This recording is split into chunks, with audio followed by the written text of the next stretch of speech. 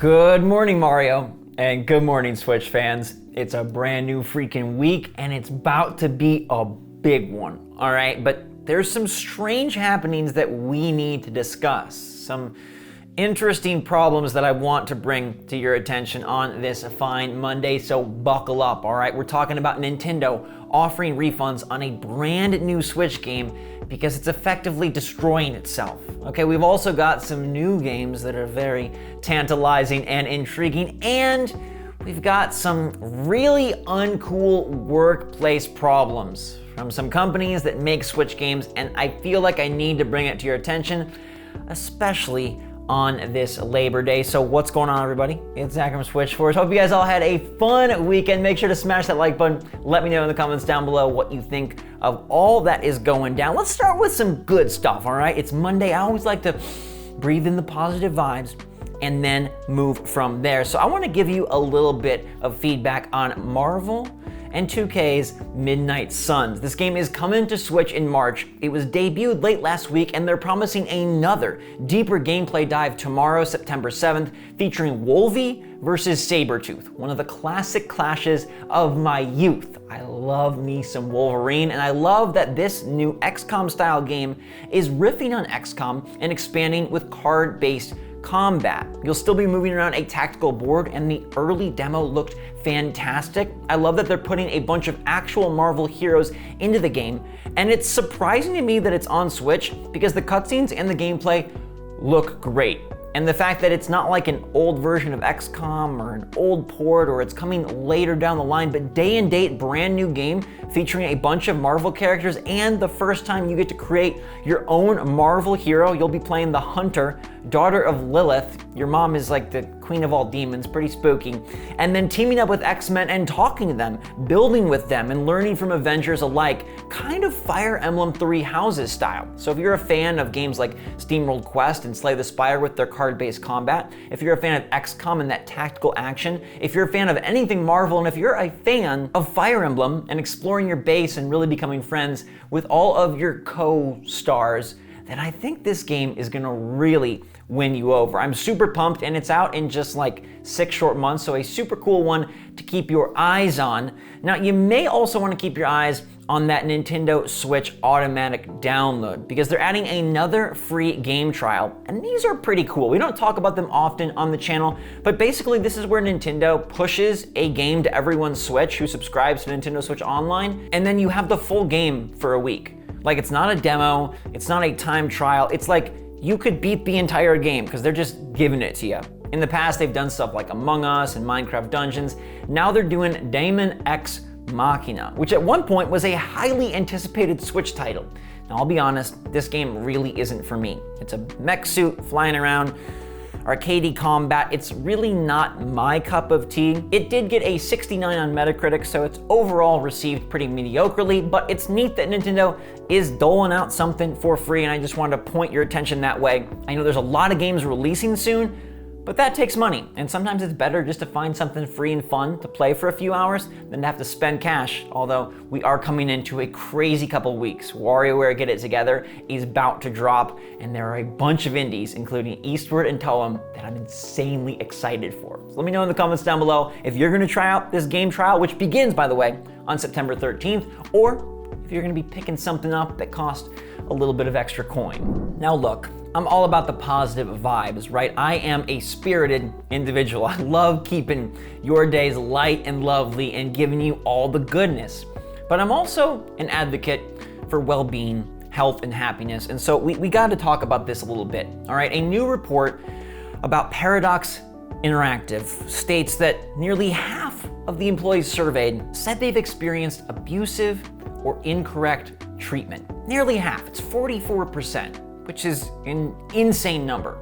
Now, if you break it down to the women that were surveyed, 69% of those females surveyed said they've experienced abusive and incorrect treatment, and it is a very much hush-hush culture, and they don't correct the problems. Now, we've heard this tale before, and it sucks that it's something that pops up again and again. If you're not familiar, Paradox Interactive is a Swedish company, and they've put titles on Switch like Cities Skylines and Empire of Sin. They haven't made a ton of Switch titles, but they are a decently prolific publisher, and they have 400 employees. 133 were surveyed, and about half of them said that they've faced abusive or incorrect treatment, which just is not okay. We can't stand for this.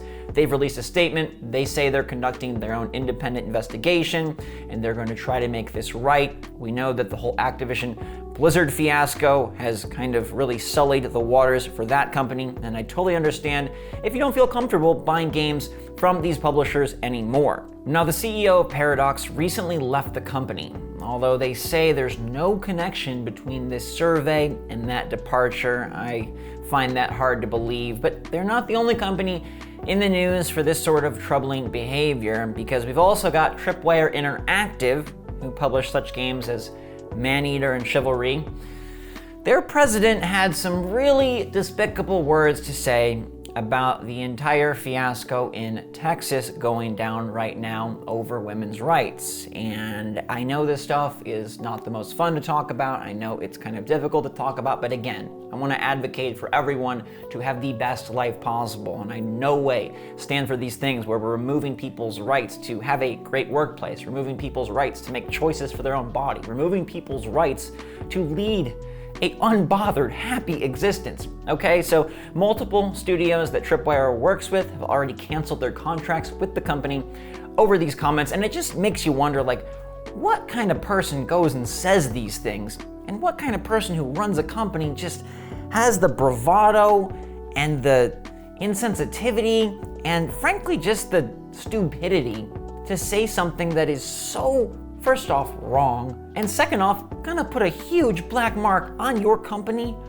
forever. So that is what has gone down over the weekend, and yeah, I mean, I hope that these things resolve themselves in a positive way. We've seen time and time again that the video game industry is plagued with problems. Now, I would imagine every industry is plagued with problems, but for some reason, it seems to be very pervasive as of late in the gaming space, and I'm not really sure why. If you want to sound off in the comments on how you feel about some of this stuff, more than happy to read your feedback. Let's try to keep it civil, let's try to keep it respectful, but my heart goes out to the people that have had to endure things at these companies and everywhere. It's not cool, it's not okay. And look, my hope is that all of these incidents this summer can really just help the video game industry pull together and erase a lot of this behavior. I mean, it's not anything brand new. We had the whole Ubisoft debacle last year, and this has been happening for many years, and it just really sucks because games are supposed to be such a fun, relaxing, escape type thing. And to know that so many of the employees suffer and struggle, it's just really unacceptable. And I think with a lot of awareness, we can bring about change. And so I'm glad that these stories are coming to light. I'm glad that employees feel comfortable sharing these things.